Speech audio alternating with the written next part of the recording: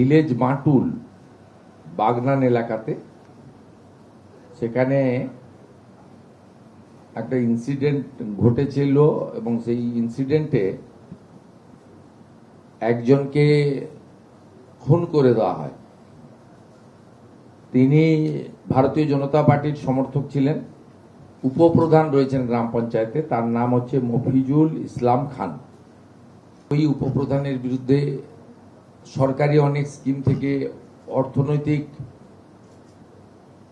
Cut money নেওয়া, প্রকৃত প্রাপকদের বঞ্চিত করা, গরিব মানুষকে বঞ্চিত করা ইত্যাদি অভিযোগ ছিল।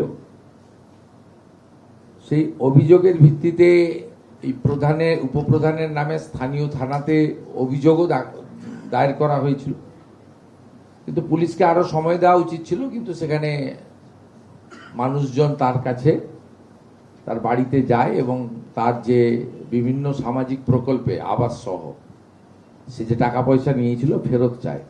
সেখানে এই ঘটনার পরিপ্রেক্ষিতে উনি উনার আত্মীয় স্বজন, পাড়া প্রতিবেশীর লোকজনকে যুক্ত করেন।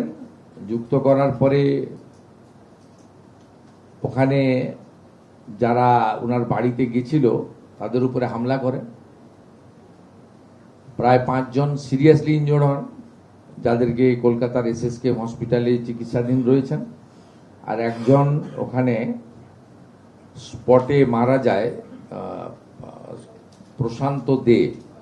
8 জন অ্যাকিউজডকে গ্রেপ্তার করা হয়েছে, মনিরুল ইসলাম খান, রফিকুল ইসলাম খান এবং এটসেট্রা। জেলা প্রশাসনের পক্ষ থেকে ওই পরিবারকে 4 লক্ষ টাকা সরকারি সাহায্য চেক আজকে তুলে দেওয়া হয়েছে।